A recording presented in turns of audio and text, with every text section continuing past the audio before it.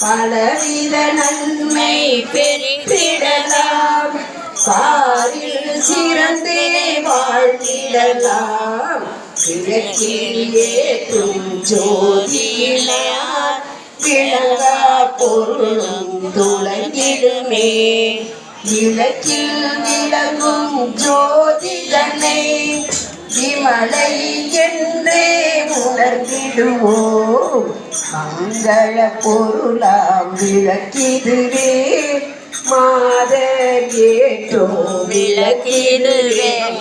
கலச பூசை.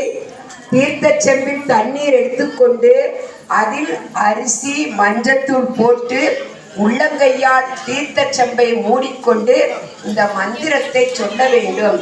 கங்கே யமுனே யமுனே சைவ கோதாவரி சரஸ்வதி திருவரக்கு பூஜை நடத்தினாங்க. இது பத்திரகாளியம்மன் கோயில் மேலப்பேட்டைங்க இருந்தது.